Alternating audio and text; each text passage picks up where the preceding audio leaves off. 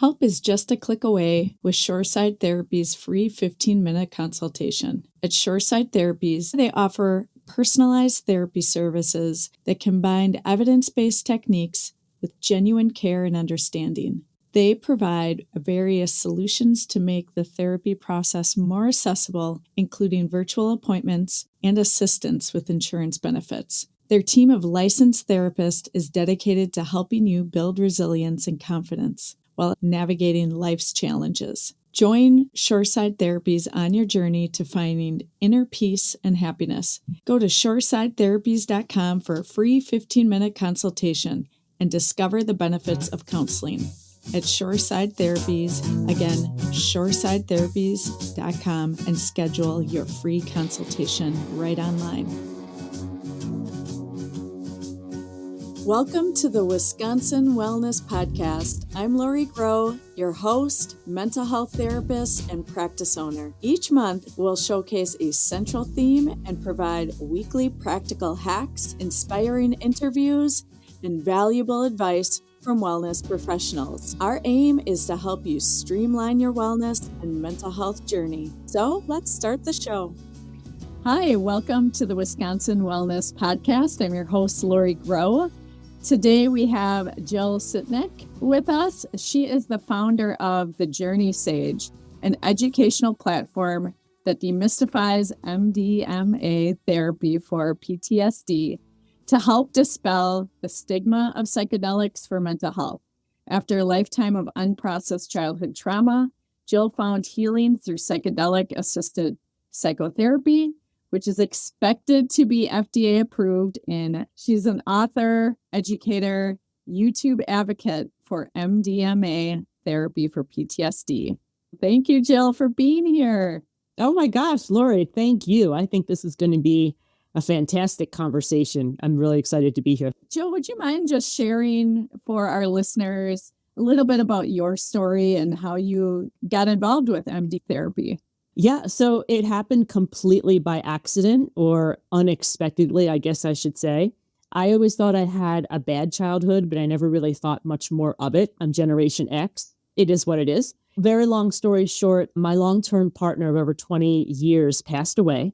And about 18 months after his passing, I got a work email that sent me into a panic attack that would not go away. I was 1,000% sure that I was going to lose my job. I was never going to be able to get another job. I was going to lose my house. I was going to be back in poverty like I was when I was a child. And even though adult Jill knew that wasn't going to happen, my body was telling me a completely different story. I now know that was a trauma response, a PTSD reaction. I did not know that at the time. After a couple of months of my system just not calming down, not being able to sleep, my stomach upset, my shoulders up to my ears, this dread, this absolute dread in my bones. I knew my life was going to be ruined. I just knew it. So I went back to my therapist who I had met to work with my grief work. And after a couple of months of talk therapy, she said, we're not really making progress the way that you made progress with grief. Let's start looking at, and that's when she basically diagnosed me with PTSD. We started talking about some of my childhood stuff, and I saw her eyebrows go up. Yeah. And luck would have it, she was actually training to be a psychedelic-assisted psychotherapist. She sent me over to MAPS.org. This is a mouthful. The Multidisciplinary Association for Psychedelic Studies, the organization that ran the clinical trials for NA for PTSD. The research at the time when I was looking, they were done 2 clinical trials, and on average, 3/4 of the people who went through the trials no longer showed the classic signs of PTSD. They didn't qualify for the diagnosis after 3 sessions. Wow. And frankly, I was at the end of my rope. I was borderline suicidal. And I said, okay, even though I had very little experience with drugs, I got all my questions out. I was the egg in the frying pan girl with the drugs. So I remember that. I remember. Yeah. That was my first stereotype. With the first time she suggested it, I was like, but yeah, ultimately, I went through 3 therapeutic journeys with my therapist and a guide over the course of 1 year. And then at the end of that year, I no longer qualified for that PTSD diagnosis. That's incredible, Jill. I mean, just going back into the statistics of that, 3/4. Yeah, 3/4. Yeah, that's an incredible amount of people that are feeling better and not having the symptoms of PTSD, which can be this long-term, constant battle. And going back to what you were describing, your body was responding and almost stuck in that hyper vigilance. The way I describe it to people that might not understand is that idea, basically more women would experience this.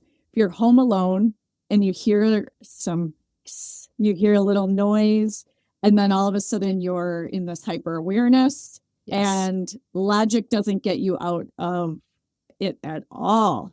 It will not. You're still hyper aware. And so any more creaks, you'll hear, oh, is somebody in here now? And it just can get really bad.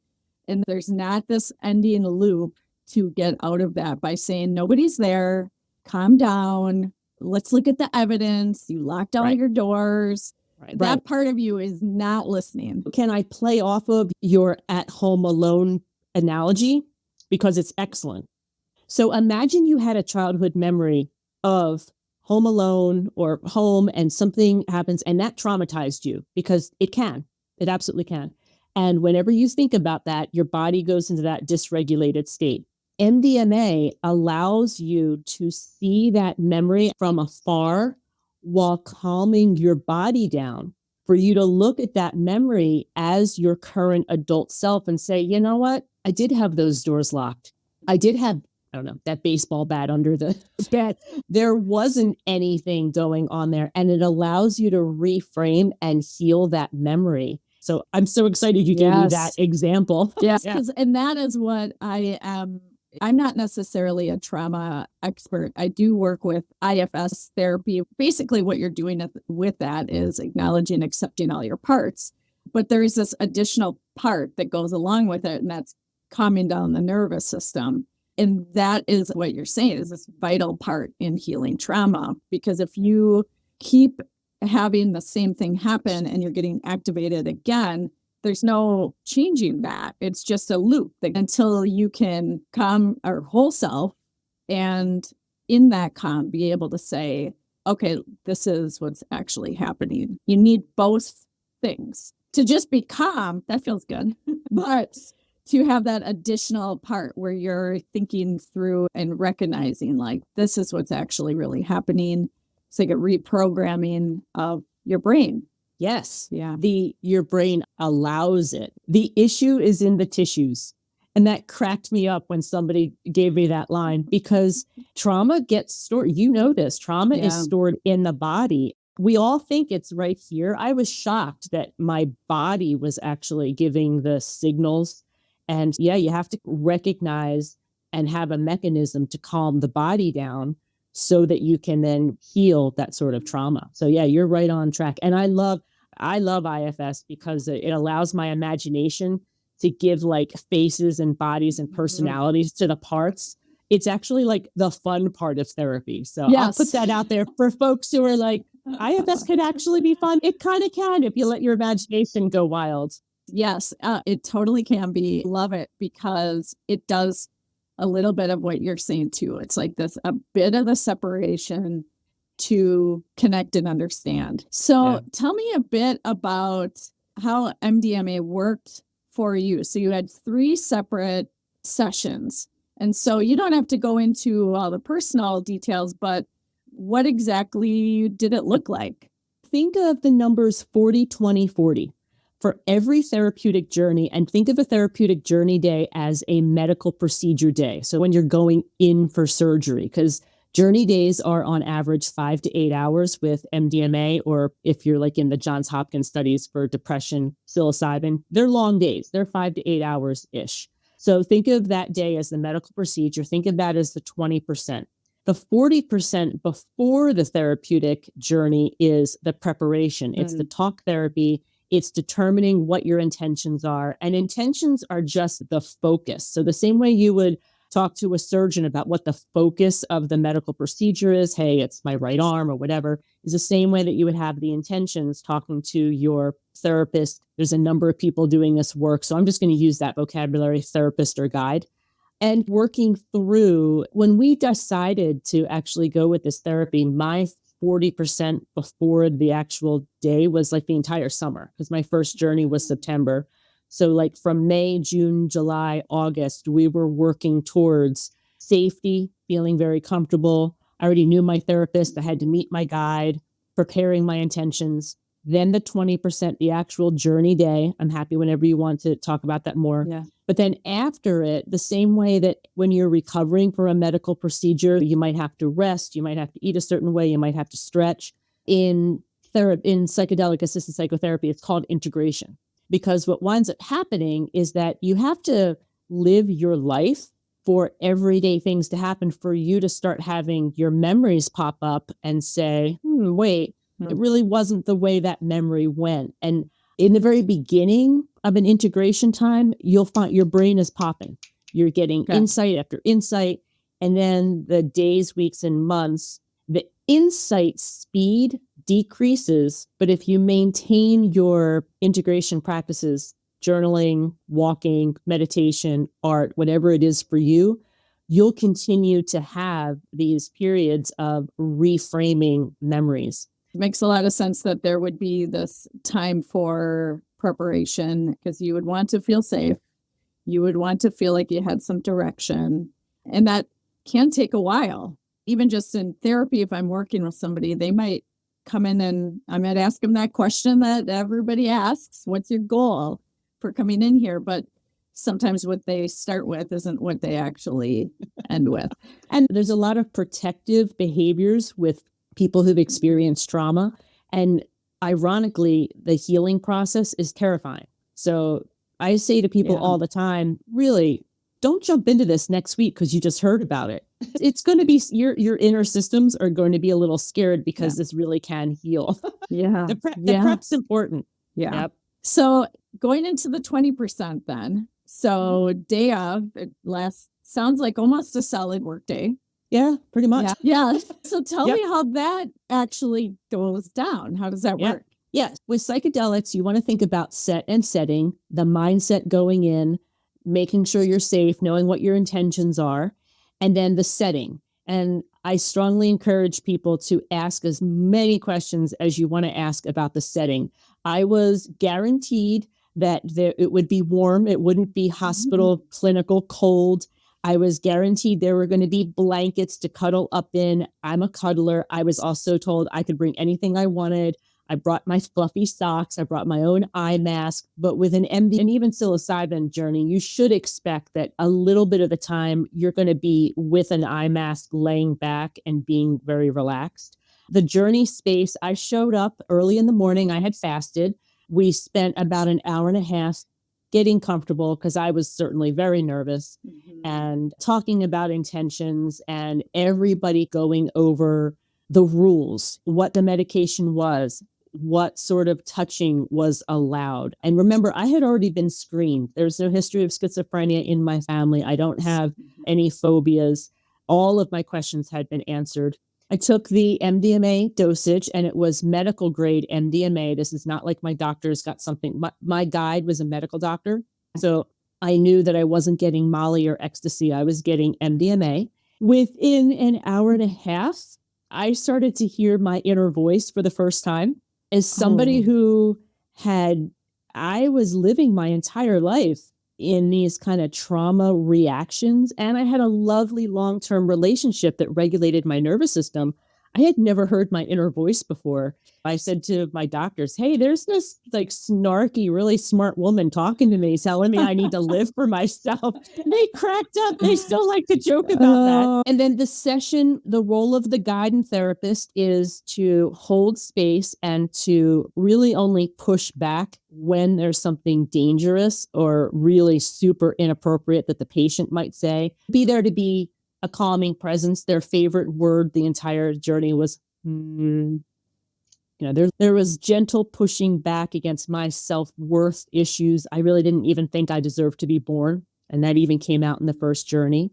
I was very closed off that first journey. I snapped out of it at hour 5, almost on the dot.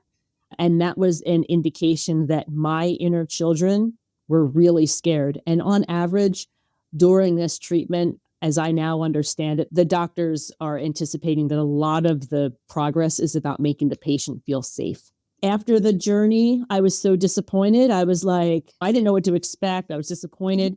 I started to cry. I'm like, oh, great. Something else that didn't work because I didn't feel great. Yeah, it's okay. I didn't feel great. I didn't feel like anything had been done. To me, 5 hours was like 45 minutes. Within an hour, I was being driven home by my boyfriend. I was like, oh my gosh, I'm such an inconvenience. I had 3 memories from my childhood pop into when you're in a shower and ideas come to your head. Like that's the way they came to me. And it was like, oh no, it wasn't your inconvenience. Your parents didn't have the money to take care of you. Oh, wait, your mother shot herself and couldn't take care of you. These 3, there was a 2 memories off the top of my head. There's another one about like my mother and weekends. But like immediately I was like, wait a minute, it wasn't an inconvenience. I was a kid. My parents just didn't have the capability to parent me. And I remember turning to my boyfriend saying, oh my gosh, this therapy works. Oh my God. Backing up to hearing your own inner voice for the first time must have, I don't even know how that would have felt, but probably confusing at first. Like you said, who's this woman? Who's this snarky woman? That's really encouraging, right? I love going into the inner voices and what are we telling ourselves? If you start to really focus in on them, those voices aren't actually our inner self. Right. We're the ones listening. So thinking about yourself basically coming to the forefront, feeling safe enough where the protectors shifted. They're in the background for the first time because the body has been calmed. Yep. What it was probably very helpful is that it was a length of time. It must make a difference as well in how long you were in that state. And then seeing some of those images and popping them up, you're able to say, oh, this is true, this is true, this is true. I can actually take that information in as the truth. And so the information was true at the age that those memories happened, because as a child, I didn't know any better. So it's not that I want to validate for anybody listening that when we are children, the only information source we have is ourselves. As an adult, I'm able to look at that and reframe it. And then I also want to express the importance of the repetition. So like as much as in the very beginning, it's amazing, our neuroplasticity, the same way it takes time to memorize things. I was a flashcard girly. Don't be surprised if you need to repeat. And my journals are unreadable because I would go over memories easily 5, 10, 15 times, recycling them, basically retraining my brain to look at them differently. So that was a whole other portion of integration. Right. Jill, and I like that you went back and went into what it is like to be a child in those circumstances. Very important for anyone listening that because you're reframing them now as an adult, does not mean that experience wasn't true or valid, but it's from a different lens. Because I think sometimes our childhood stuff, you would know better than I would with the patients you're with. I think sometimes we discount the child view, but that's all we had at the time. All of the things developmentally, all of those things that we do as children and think and view things as is important for our survival, which a lot of us know and understand that. But again, linking ourselves to that information of this is why I'm feeling like this, because this is what was happening and it makes sense. And that's why that is occurring. And then taking that step back as an adult and saying, I'm a little bit, you're stepping back and then you're saying then at that point, this is also true. And now I have the capability to do things differently now as an adult, because no longer are you helpless. No longer are you looking at other people to save you, to protect you, to make you feel safe. But walking around doesn't always feel like that. And so it sounds like this was able to give you that. And then there's the work that comes with it, because you are right. We will often have light bulb moments in therapy, but it might not stick. You need to make it stick. You need to make it stick. Yeah, you need to put, and that's why I'm always hesitant when people are like, I just did my MDMA last month, I'm ready for another one. I'm like, you need to let it marinate. You need to work on making it sticking, because the actual MDMA day is only 20%. The prep and the integration is the other 80%. I think once FDA approval hits and the DEA reschedules and this actually becomes offered, we're going to see some really amazing marketing claims. So I think it's super important people see the work before and after the actual scheduled day. There's going to be a lot of misinformation, and that idea of heal today, results after just 3 sessions, but not really giving the full information and what that all means. And even if you're in that space to actually move forward. Yeah, you're the rock star in the therapy. The psychedelic is not the rock star. The rock star is the person who is willing to go face the hard stuff. And the psychedelic is a medication to allow that to happen. Jill, can you tell me a bit about your work right now? When I got done my 3rd journey, I was just floored with just how much progress I had made. And I was an English teacher way back in the day. So I wrote a memoir that kind of details that year. And you're in the sidecar with me. I don't use 2020, hindsight 2020 language. So I've had people say to me, they were like talking back at the book, like, Jill, that wasn't your fault. I didn't see any of that. So I wrote a memoir, and then I wrote a workbook, The Teacher in Me, because I went on a retreat and I saw people didn't really have an idea about what intentions were and they were disappointed. So I basically copied the work that my therapist and I did in how we came up with intentions. So I wrote a workbook. And then some interesting things happened in my life, and I had the opportunity to, ironically, be a content creator.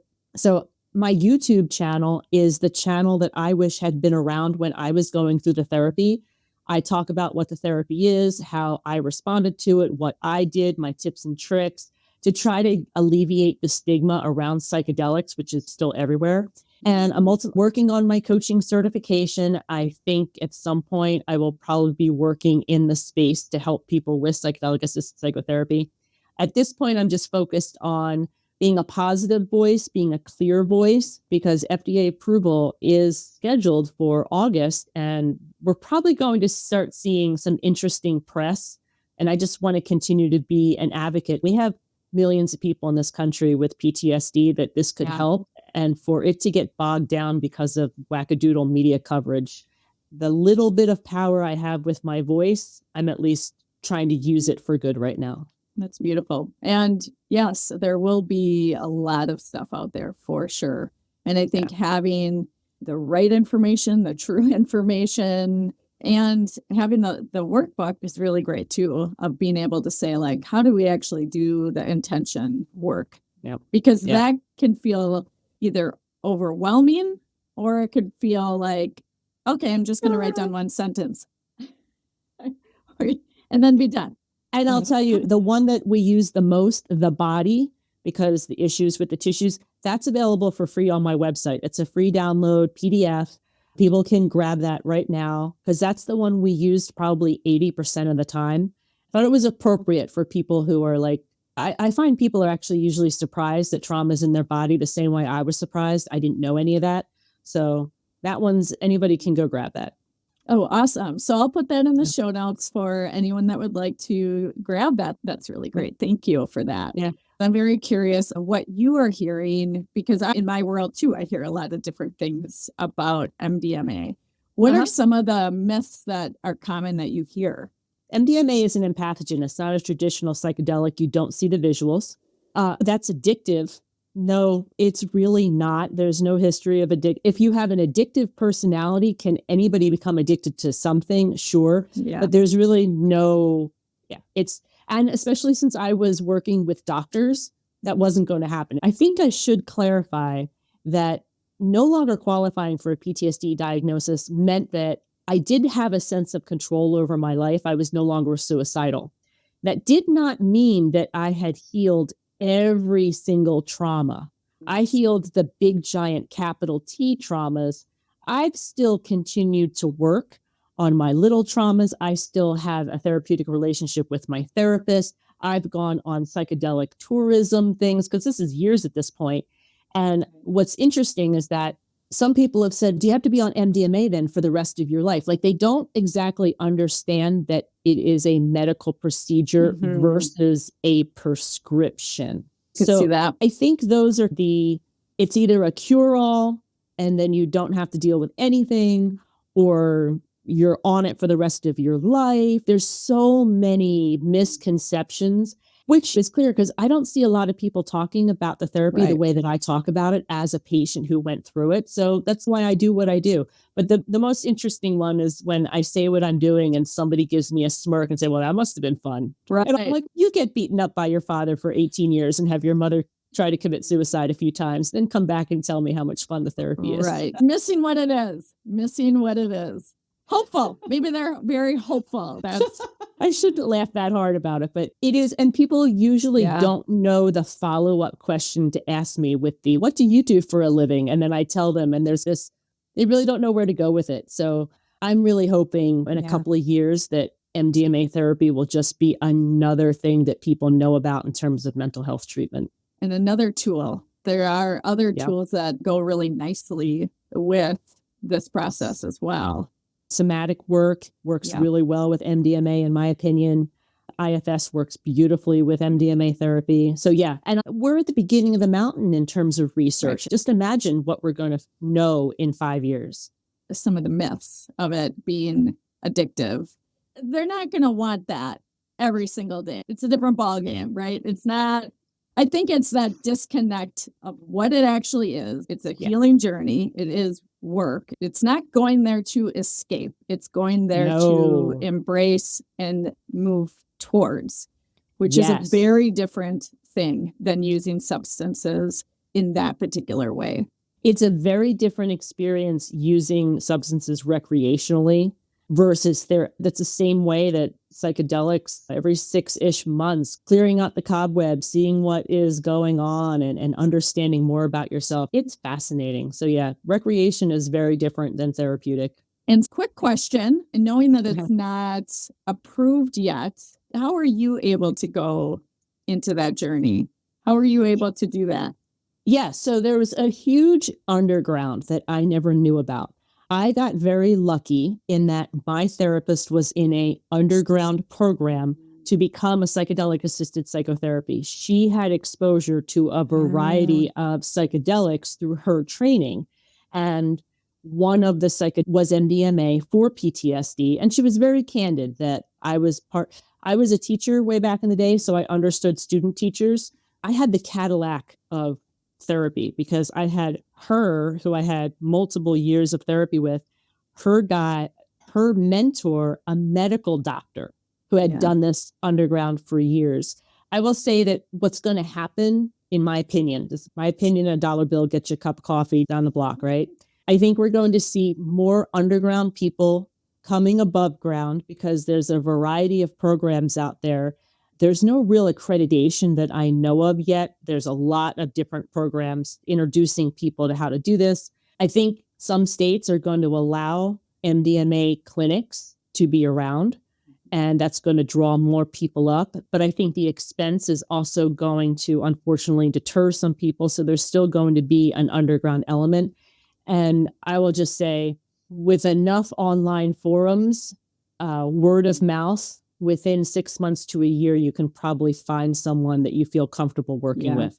And I would take that time. I would not necessarily go with the first person. I would interview them, see if they align with what you're doing. I think we're going to have, in the very beginning, a very expensive availability, and we're going to have an expanded underground because there's just so many programs that people can become initiated into how this healing modality works. Makes sense. It totally makes sense. So I feel like that was similar with ketamine as well. It felt like there was a few things happening all at the same time, and then a lot of confusion, which I think confusion can be a good thing. That's right before we start to learn something new, we got to feel that, what's going on here? But it was a lot of different things and hearing a lot of different information from all over the place.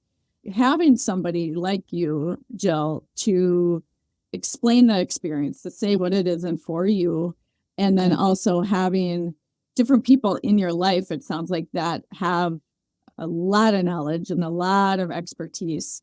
Yeah. Sounds like a great team of people to be able to navigate all of that. Lovely group of people. Make sure it's not a panacea. Like, I had a PTSD diagnosis. I have a number of people are like, does it work for this? Does it work for this? And I'm like, I don't know. I had PTSD. Yeah. So I would say be mindful of the actual clinical research and how it has, you wouldn't take an antacid for a headache. It's not going to be a cure-all. There was a movie where the dad was using Windex to clean, to fix literally everything. My Greek wedding. My Greek wedding. Yes, this is not Windex. Oh my gosh. So Jill, it's been awesome talking with you. And I'm curious, would there be anything you would share to our listeners as a takeaway, or maybe just some words of wisdom for them? I would say there is a lot of clinical research going on right now for a variety of mental illnesses, or I like to say mental injury. I actually think trauma is an injury more than an illness. Johns Hopkins is doing work with psilocybin with depression, end-of-life anxiety.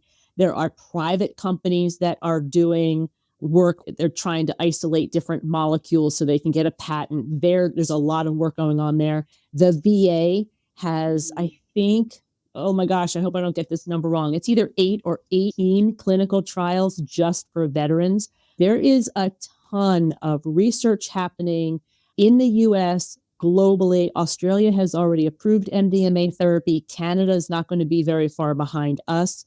So I would say to folks that start to actually open up a perspective of these different substances and what they can be used for, and take a look at the research that's happening. This is not Jill Sitnick saying, go look at MDMA. This is clinical research from 2017, breakthrough therapy designation. My best advice, especially if you're working with your own mental trauma or somebody, start to look around. Google search will take you really far in what the research is going right now. And even starting to think about those intentions, starting to plan for that would be really useful. So I love that you offer that free PDF, and I'll put that in the show notes. And I want to thank you again, Jill. All your information will be in the show notes so people can connect with you that way. Thank you. This was lovely. Thank you so much, Lori. Thank you for joining us today on the Wisconsin Wellness Podcast. Remember, your well-being is a priority, and we're here to help support you every step of the way. If you've enjoyed today's episode, don't forget to rate, review, and subscribe to our podcast for more inspiring content on health and wellness. You can also join our Facebook group to connect with Wisconsin wellness providers by clicking the link in our show notes. Take care of yourself, and remember that your well-being is a journey, not a destination. We look forward to you joining us again next time on the Wisconsin Wellness Podcast. Until then, stay well and stay inspired.